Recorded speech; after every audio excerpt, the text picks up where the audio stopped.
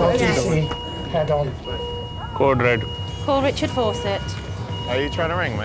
They're going to be about 15 minutes. Good. Cat 2, querying a pelvic injury, complaining a lot of pain. There's a trauma coming. Hiya, is a trauma consultant. There's a 25-year female who had a fall for 50 meters. She got spinal and pelvic fracture. She's unstable. Do you want to pull the trauma pack down? Here we be giving a heads up for a 25-year-old female who's fallen 50 meters down a waterfall. That's a fatal fall, you know, that's lots of rocks, boulders, you know, really hard landing. That's a height that can kill someone. If the patient's not dead by the time that emergency services get there, you really have to worry that this patient's going to have multiple things wrong with them. I've got him here, don't you? You want it? Yeah. Yeah, can we start one and one, please? Just give me an Anne-Marie for Big Femme, please. She's had 2 red cells, 4 lyoplasts, 2 lots of TXA. Are we pushing spinal shock? Bleeding, we think. She has been tachycardic with that. Can someone grab a scoop stretcher for me, please? Thank you. So this is Cara, she's unstable. We've had a couple of low blood pressures at 60 That pain response has brought it back up. My concern is unstable pelvis, other intra-abdominal bleeding. Was she wet and stuff? She was wet, lying in water. If the patient's wet, they get cold very quickly, and that can make their bleeding worse. And that's one of the major threats to a trauma patient, and really worsens their prognosis. How much morphine does she? She's had 5 of morphine. Tell us how you want Where's that sore, Cara? Very back. Your back, okay. Back and rib pains is complaining of most left side. Ready, Grace. How stop. Can we put this? Let's get 3 over 3 on there, okay? Ready, steady, lift. This one over. Blood pressure's still okay at present. Can you have a look at the chest, feel the chest? If you can come in here. Left side chest. I'll routine blood as well. Yeah, if you can do that and take 20 mils off. Ow. The Cara. Yeah. You know where you are? Hospital. Yeah. Okay. Could we get the scoop out from the left one? Yeah.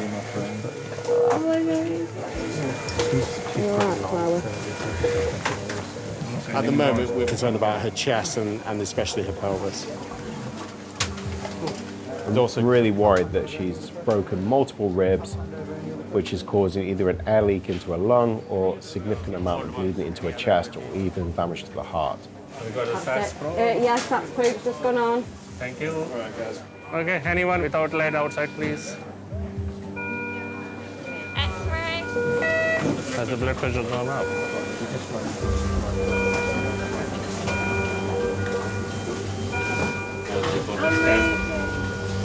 You've had some drugs called ketamine, that's why you're a bit forgetful and stuff, okay?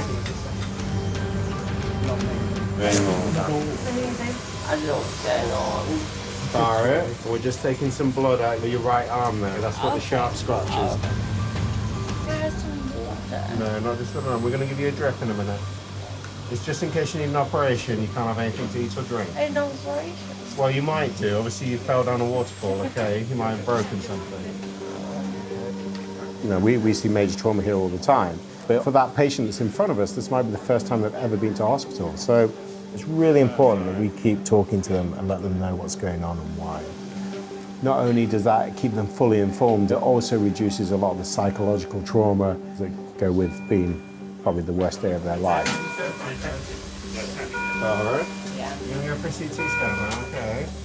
Bit claustrophobic. It's all right. It's not like an MRI scanner. The CT scanner is nice and open. You won't feel too enclosed or anything, okay? Yeah. It's only going to take a few minutes. We'll stop it and take it with us in case you question. Yeah.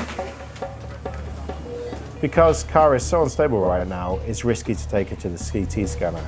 But without this vital investigation, it's difficult to know exactly what's going on with the pelvis, so it's a risk we're going to have to take.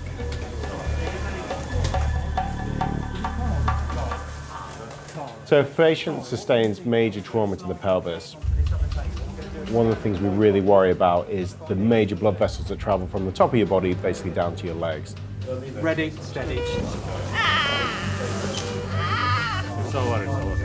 You can rupture or damage these blood vessels, and you can bleed your whole circulating volume into the pelvis before you can do anything about it. I didn't have my glasses on, so I can't see all. Don't worry. We'll tell you what's going on, okay? Can I just shut my eyes? You can.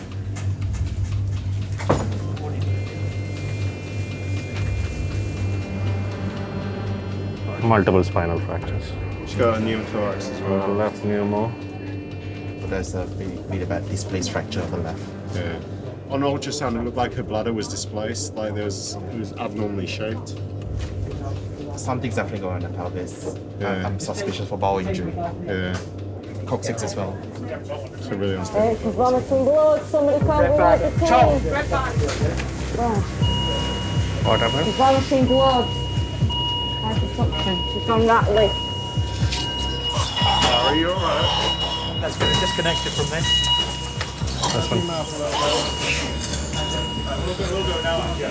Nice slow deep breath, alright?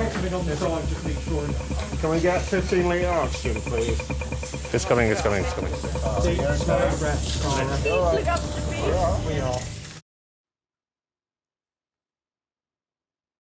Can we get a reservoir back, please? Just a little bit of blood, okay? It's alright. Okay, right. Yeah. Let's go back and resus. Yeah. Okay then. Cara, are you alright? Yeah. Just give you some oxygen, okay? Brilliant. Thank you very much.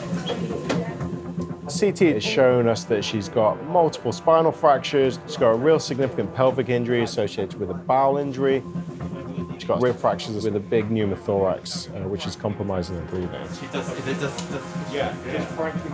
This is quite a critical moment for her, and hence why we just whisk her back to the resuscitation department. Cara, what we're going to do, just to make things a bit easier for you, is just pop you off to sleep, okay? Just because you're bleeding and stuff, we just want to make sure you don't, like, breathe any blood into your lungs, all right? Okay. Am I gonna be okay? It's all right. This is what we do every day, okay? All right. Deep slow breath. You can hold my hand, okay? Yeah.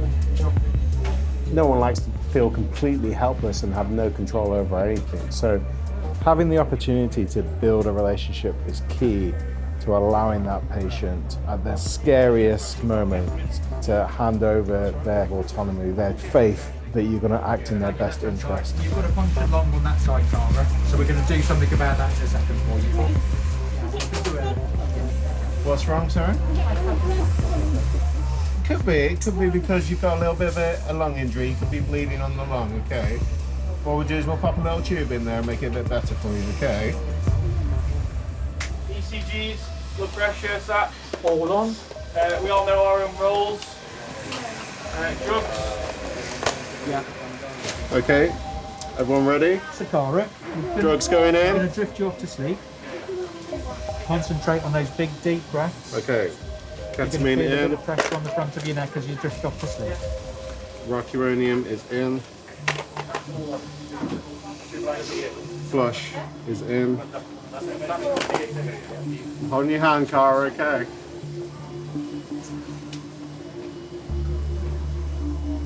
Cara's injuries are really significant. However, our priority for her now is to stabilize that bowel injury. So it means doing a bowel operation to repair the leak, stop the bowel content from poisoning her bloodstream, and to stabilize her pelvis to try and stop any more internal bleeding.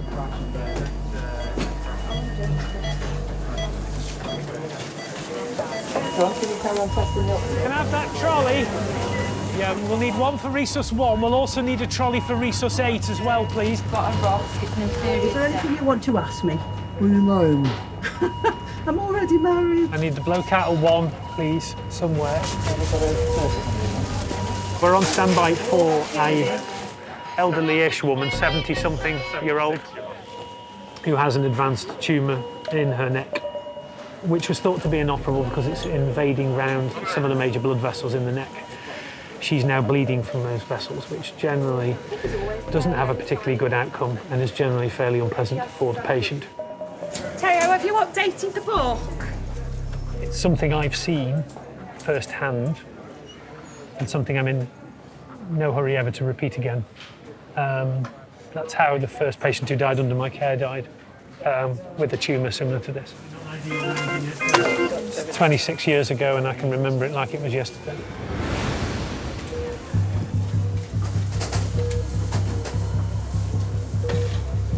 Hello. Hiya. Hello. Hello. How are you doing? Not too good. On 3, 1, 2, 3. There you go. You're only little. That's good. Yep, only little. 76-year-old Kathleen. She's got a tumour on the neck. Yeah. Sometimes bleeds, normally she's able to manage it. This time she hasn't. It looks like it's all coming from underneath. Starts clotting And then starts again. Yeah. Are you on anything to thin your blood normally? No. Good. That's a good start. And anandronic acid. Okay. Could you get some more access and a bit of blood? So we've got some. We're going to need a cross match, aren't we? At least it's a starter for 10. Her tumour is wrapped around a carotid artery, which is essentially the main source of blood supply to one half of your brain each side. It transmits a fair amount of blood as it comes directly off the aorta, the main blood vessel in the body. It's at high pressure, and if something erodes into one of those, death usually ensues, and usually ensues relatively quickly because you lose a tremendous amount of blood in a very, very short space of time. We're going to see if we can get this to stop somehow. Yeah. That would be ideal. Yeah. Our worry is we're not really sure exactly where it's bleeding from. Now, it could be bleeding from just the tumour itself. It could be bleeding from one of the small blood vessels near it. The worry is if it gets to the big one in your neck, because we won't probably be able to stop that. It may be the only way we find out is by trying to do a CT scan. The difficulty with that is we'd have to lie you flat, and the minute that's a problem for you. I just find as if I stand up, it stops easier. If I lie down, it runs. Do you know what I mean? Cool. Do you mind if Kathleen, I'm just going to have a quick peek at that tumour, if it's all right, okay? And that's an external call for trauma. I'm just going to remove that bit of gauze that's on your neck at the moment, okay? And we're going to apply that adrenaline-soaked gauze. See if we can make any difference. On the hand. Gotcha. Okay. Yeah, it's right underneath. And that's come from right underneath the... See, can you tuck it? Hopefully it will squeeze your blood vessels to try and get it to stop bleeding. Okay. Wrap that round the outside. There you go. There you go. Everything's better with the blue dressing, I reckon. Yeah. There you go. Hi there, my name's Sophie, I'm one of the nurses. Hello. If I could just use this arm just to plug you in. That's great, thank you so much. We'll just put your arm down for me. Thank you. It's another drug that helps you to try and clot the bleeding off if we can. Okay. So we're just doing everything we can fling at it in the hope that the whole thing adds up to some kind of result at this point. Hello, resource. We've got 2 arriving simultaneously. That one will go in 1, and then 3's going up the ward now. The ward past 3, yeah. Okay. Cyclist. There will be something other than a bruise on his head, almost certainly. Hi, Christine. Hi. Of course, we'll take the patient straight to intervention. No problem. Yeah? Okay, fine. We have a 77-year-old woman who has a massive stroke. She has a clot at the back of the brain, so it's important that we do this procedure called thrombectomy to remove the clot from the basilar artery. I'm in the research at the moment. Albin is on the way as well. If the clot remains and if the stroke progresses, it can stop her breathing. So basically, it's life and death. Albin, hi. We have this patient who is coming from Wolverhampton. So this is a scan, yeah? The brain itself looks fine. There's not much ischemia. You can see here's the basilar artery. And as you go up, that's the clot. She's GCS 10, so it's pretty critical. Is it within 6 hours? Yeah, you look. Looks like it's within 6 hours. Yeah, but still, GCS has dropped, so we don't know. Let's do this. With stroke, for every second or every minute you delay, there are a lot of brain cells being lost. So that's why the time is very vital. Yeah, quickly, yeah. It's time critical procedure to prevent disability and to prevent death. Today and 12 o'clock, 2 o'clock DCS for 8 and IHSS 23. Oh, yes. So what are the initial presenting symptoms? Right-sided weakness. Christine, the patient's here, we need to move now.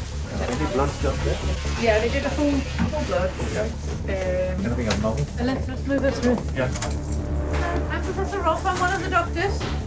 You've had a stroke Yeah. Yes, the patient's arrived now. and you'll need a small operation under general anaesthetic. Okay, we're moving the patient now. I'll speak to you soon. So are we ready to go? Yeah, we're ready to go. Good. any time between 9 o'clock and 12. So Christine, so dropped the GCS this morning between 9 and 12. She's allergic to aspirin. Do you want us to do it on a general anesthetic or shall we try a local anesthetic, Christine? A general, right? Okay. The clot in the basilar artery, stopping the blood supply to the brainstem, which is crucial for life. And that's why she might stop breathing as well if it progresses. Let's go. If we don't do anything, she may not survive.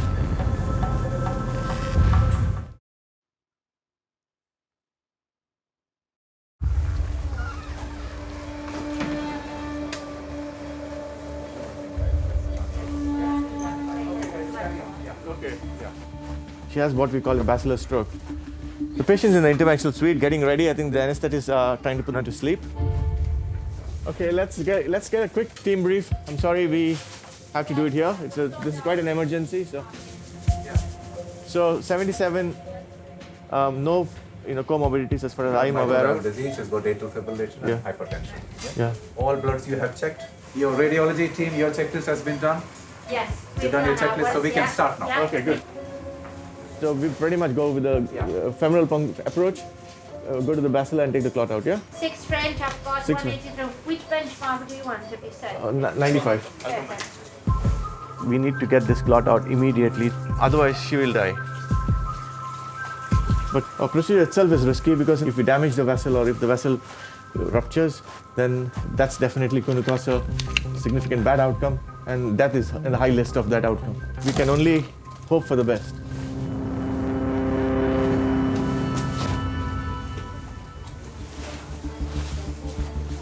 And the clot is somewhere here, in that blind spot.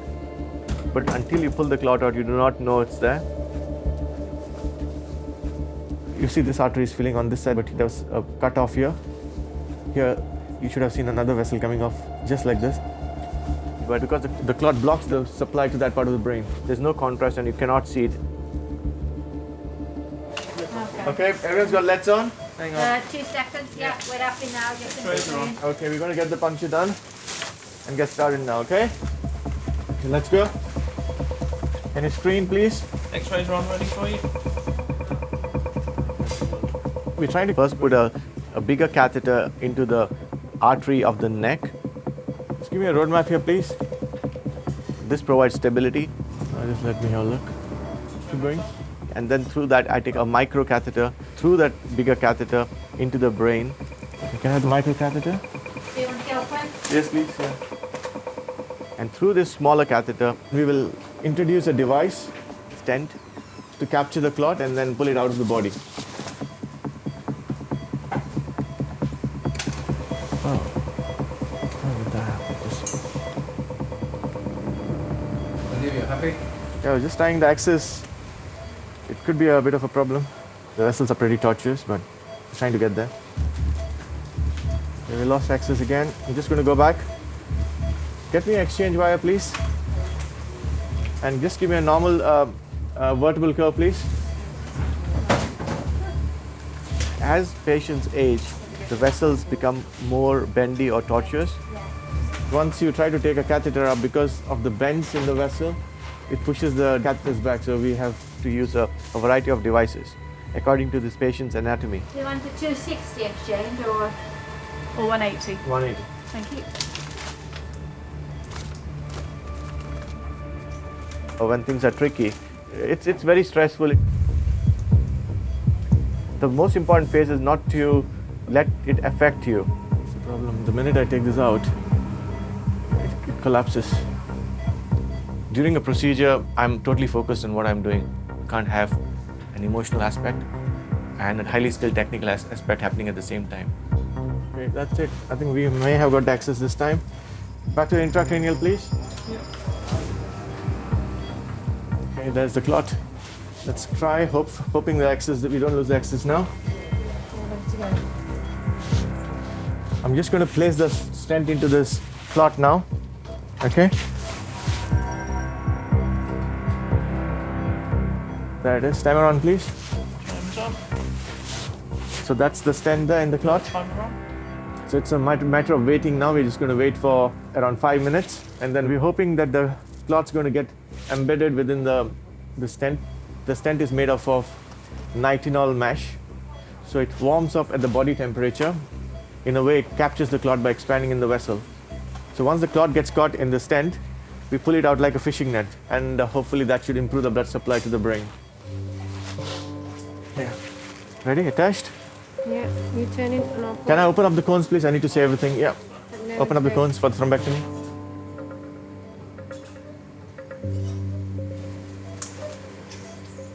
We got the clot. You can see the clot is here at the end of this device. Can you see? Fine, Sanjeev, well done. So this is the clot which has come out. Even though it looks small, it's quite devastating for the patient. Look at this. This is where the tip of the basilar artery was, and this is where the clot was. Now you can see the flow. The clot has been removed from the tip of the basilar artery, and this flow is normal now. So it's looking good, and we are done. Let's see how she does now after this.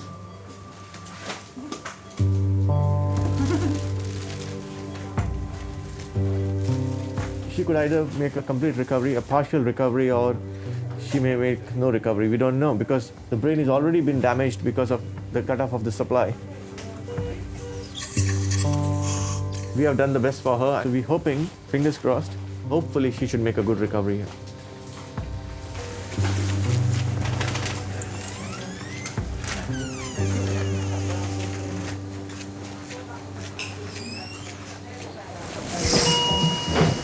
How long are you going to be?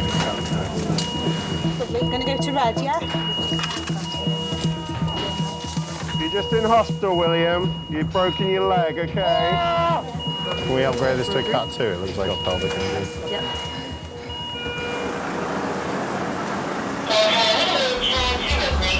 We've got a 51-year-old female who apparently has fallen off a boat into a canal. Sounds like she's been run over and the propeller's mangled up her leg. Tash, are we all right to move him down to 3 and then we can take this trauma into 1? She's now probably got gross contamination of the wound. Considering it's canal, obviously it's highly contaminated. So you add in a whole host of other complications now, such as things like Weil's disease, which is a disease you get in the waterways in the UK that basically is from rat urine, and it's quite a nasty infection to get. It's fatal if not treated properly. Depending on how mangled her foot is, will depend on what chance she has of keeping it.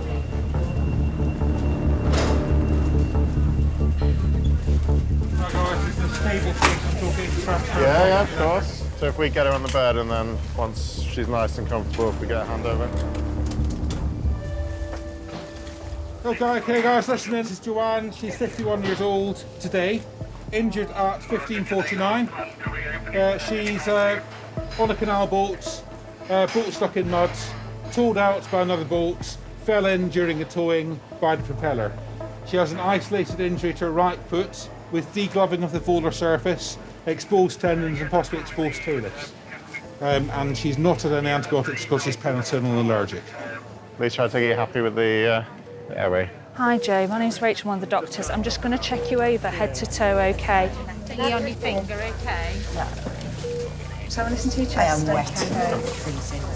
let's get some blankets on and make it nice and comfortable, and then let's have a look at his foot. Long bones, no obvious injury. Abdomen was soft and untender. Because there's blood up the Get scoop there. Where's that from? as well. Can you just check her back and stuff and make sure there's no bleeding? Okay. Nothing on the back at all? No, I'll have a listen as well. You're right to pop that green. So it looks like she's got some altered sensation of the fourth toe. Have a quick look, see if what you want to do, how quickly you want to take it to the theatre. Oh God, you're not going to uncover it now so I can see it. That's right, do you want us to lie flat? I just don't, yeah, I'd rather just not see it. I can't look at it. No, that's fine. I just want it better. Obviously it looks like the extensor tendons have gone here. Got a problem because I don't know my partner's number. I haven't got a mobile phone. Were they at the... They were at the scene. They were at the scene. All my family were in shock. I'd left my 2 daughters by the roadside in pieces. I've got a 2-year-old and an 18-year-old, so... Ow, that's a bit sore. Sorry. Bloody hell, sorry. Just relax then. Okay. That's brilliant. Okay, well obviously this needs a bit of tidying up. Okay. Don't tell me too much. I don't want to know the details, sorry. The crucial thing is to prevent infection. Yeah. You need to go to theatre within the next 4 or 5 hours. Yeah. X-ray said we can go straight round as Cool. well. Thank you. There is quite a lot of soft tissue damage. We're just about to go find out if there's any bony damage. It does need to go to theatre shortly to get clean so we don't get any infections or anything like that. What we don't want to do is make a nice job of the wound and the foot only for her to get sepsis and become really ill afterwards. Yeah, be as quick as I can.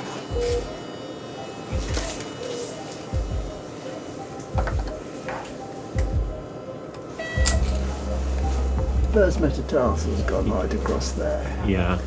Those second, third. And there is a cuboid, and there's a fragment of bone there. It's not sure where that's come from. on that phalanx. Two phalanges actually, 4s and 5s. There are at least 8, 9 fractures that I can see there, all of which will need fairly careful care to realign so that she ends up with a comfortable foot to walk on. All her tendons, the extensor tendons to the toes, have been severed by the propeller blade, and they will need reconstruction as well. When the bones are broken, you obviously can't walk on them, it's painful. But if in the meantime she gets infection, and particularly if the infection gets into the bone, that's a real problem that takes a lot longer to sort out. It could be a threat to her limb even. I was meant to be doing the London Marathon this year. I don't think I'll be doing the London Marathon now, will I? Never mind. Radiology FPL. That's ridiculous. Bring it to green. Watch that shoulder, watch that shoulder. Don't try to move it too much. We've lost half our recess capacity. We're already full and holding, so... Delta Echo Alpha. Yeah. We've got a transfer coming from New Cross Hospital. A gentleman who has a condition called hydrocephalus. He has a fluid shunt in his head going into his peritoneal cavity, so it drills all the way down into the middle and then just drops the fluid harmlessly in the tummy, fundamentally, which is great right up until the shunt either snaps or blocks.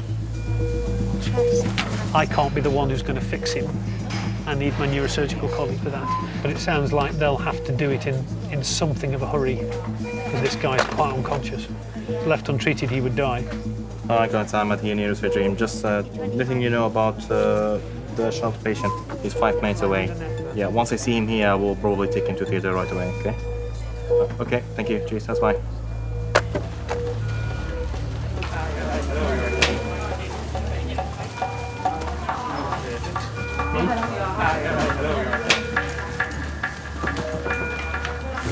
What settings is he on?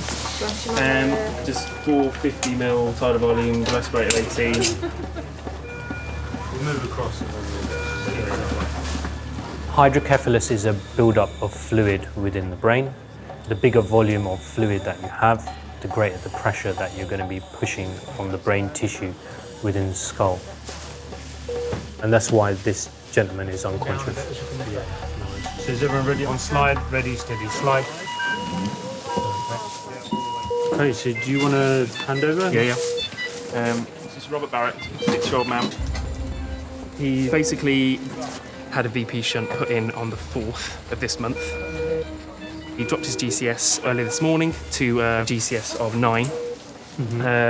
GCS dropped further. Repeat CT showed ongoing hydrocephalus, and there was some evidence of hemorrhage at the site of the VP shunt. He actually turned out to be a challenging intubation. It ended up being on the fourth attempt, basically, intubation. Did you give him any hypertonic? We didn't have it. No, we didn't have any. That's fine. So his pupils were 3 and sluggish before we intubated, and they've stayed 3 and sluggish. Sure, okay. So our neurosurgical colleagues here, thank you for your help. Thank you. We'll take it from there. Cheers. Right, can I have one hypertonic saline as well? Yes. How much do you reckon he weighs? He's still tuned you on some more up, doesn't he? What is that? As an anaesthetist, we get called to some of the most critically unwell patients in the hospital. We look after the people that are asleep, taking control of the breathing, maintaining the blood pressure, things that you would do automatically if you were awake, but when you're put to sleep, we take over. So we're essentially acting like your lungs and your heart. Obviously his head is the main issue, was why he's here, but then the oxygen level for him is a bit low. He's on 100% oxygen, which is quite a lot. Yeah, he's not in a good place at the moment. The few things that we have to do immediately is to make sure he's sufficiently sedated and adjusting some of the medication to improve his blood pressure so his brain has enough oxygen.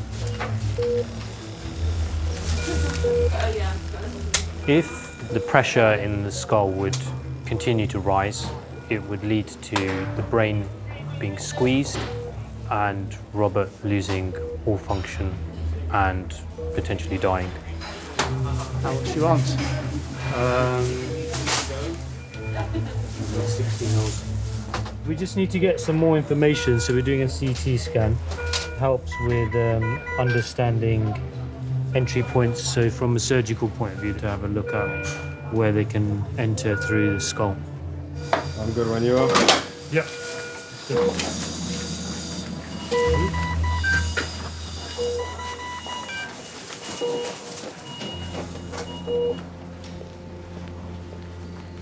I'm Rob's niece. I'm his next of kin. I've been with him since day one and sort of been by his side throughout this. He was doing great and then he just collapsed and then it all started from there. We're going to go on slide in one go. Ready, steady, slide. He's got a brain tumour. We've found out that it's in something called the thalamus. It's the part of the brain that makes you you. It's all the personality, it's your movements, your speech, your memories. It's the bit that is you. It can't be operated on. So they put a shunt into his brain. Okay, yeah, we've got oxygen vent, it's fine. So we're just going to move him out from CT, we'll come straight to theatre. So straight to theatre after this, yeah? I think it is, but it's not going to be very happy because he wants to go home. Just looking at the shunt just to plan what I'm gonna do.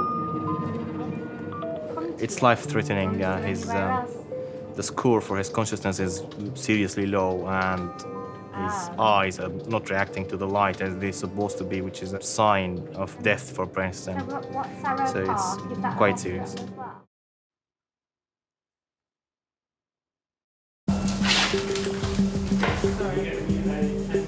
This patient, Robert, is in a critical condition.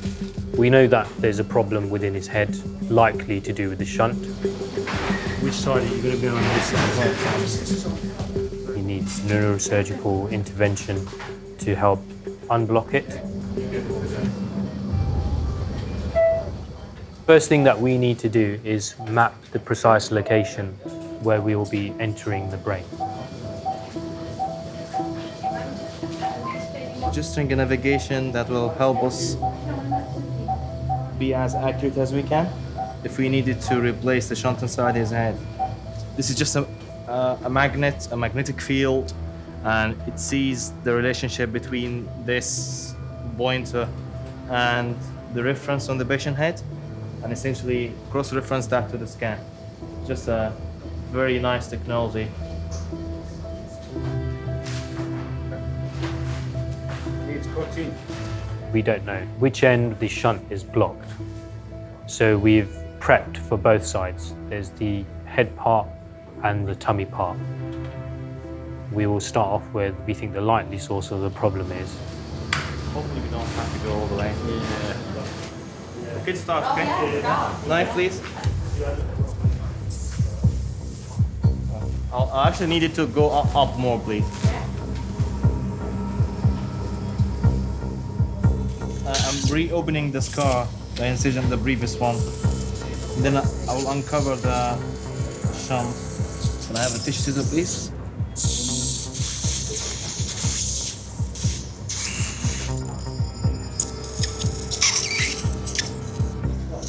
Slip your timer, please. Disconnect it. You hold this. Then I hold the catheter. I'll take this one. So what problem is? The valve is blocked. Can I get the green candle, please? And I will need a valve as well, yeah? I'm just gonna test the other end of the shunt to make sure it's working. Just make sure it's not leaking actually outside. That's it. That's all we need to verify.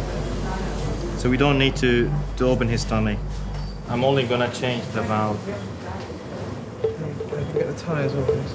I replaced the valve and the catheter in the brain. I'm just connecting the bars. I'm gonna secure it with a tie now.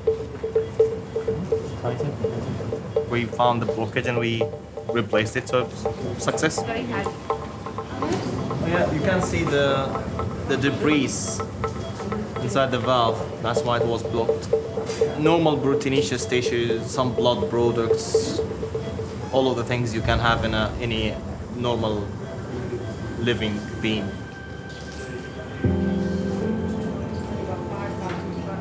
We've managed his intracranial pressure from a medical point of view, and they've obviously corrected where the shunt malfunctioned. So in general terms, the primary problem has been sorted. The secondary issue is his brain tumor. This is a little bit more complicated. We'll only be able to tell once we wake this gentleman up at the end. And if we can't wake him up, what do we do after that?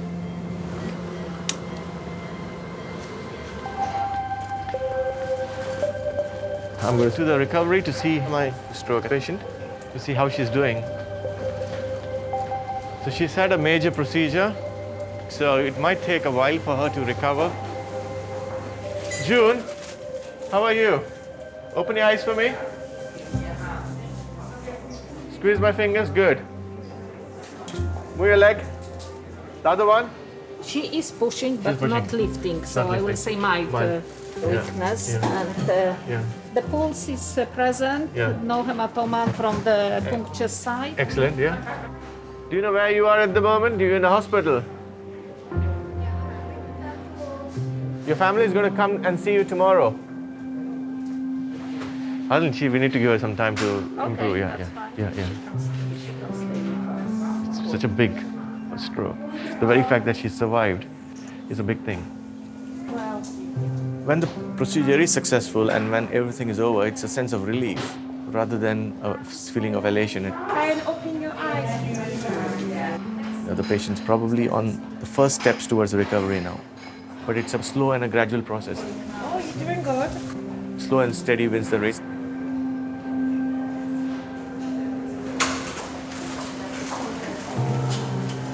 Let's try to step towards the chair.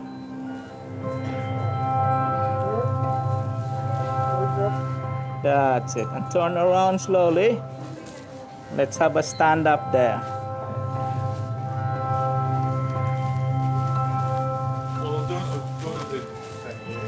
Hello. Hello. You all right? Oh, yeah, Joe. Are you okay? Yeah. How are you doing today? Are you comfortable? Yeah. Are you warm enough? Yeah. Good. He's always been this happy chap that keeps everybody smiling. He's the go-to. If you need anything doing, you go to Rob. He decorates. He'll put himself out for anyone. If you need a babysitter, Rob's available. If you need somebody to make a cup of tea, Rob's available.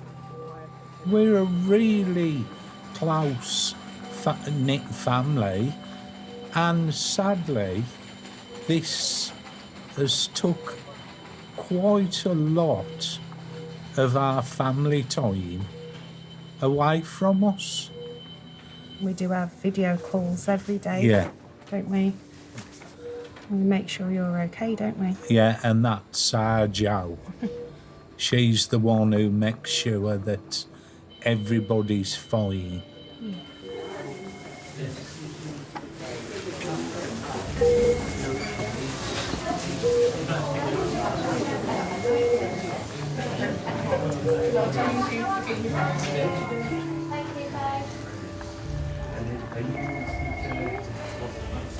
We're taking you to ward 111. Right. Up and low. Right, okay Yeah. then.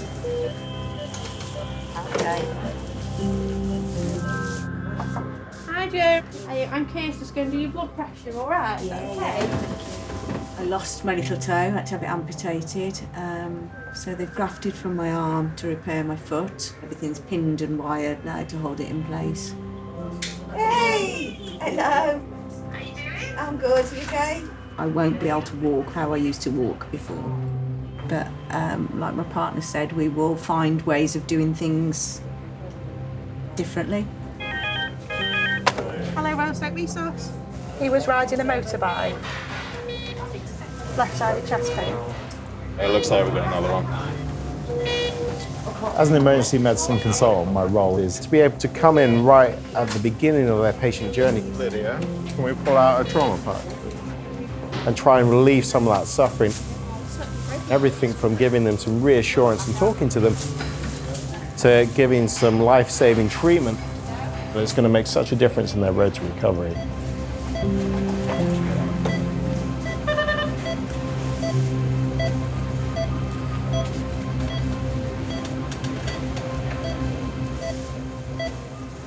I see people every day experiencing the worst possible day of their life. However, I also get to see amazing resilience in the patients that I have to treat. And, you know, it's really rewarding to be able to see the progress and the recovery that these patients make. Excellent. Can you just check for a radial pulse? My name's Felicity, one of the doctors. So this is a 28-year-old gentleman who at 5:45 this evening was riding a motorcycle on an A road and has had a head-on collision with a double cab pickup truck. Ah!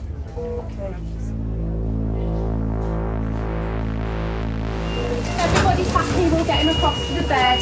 Yeah, he's broken his back, he's bleeding from those breaks. The blood vessels are injured. If they continue to bleed, certainly injuring his aorta, he could be dead. Can we upgrade this to a Cat 1? Just got non-palpable radial pulse, blood pressure less than 80. Walk straight out and boom. If we don't do anything, then he's at risk of dying. He's at risk of dying from this operation.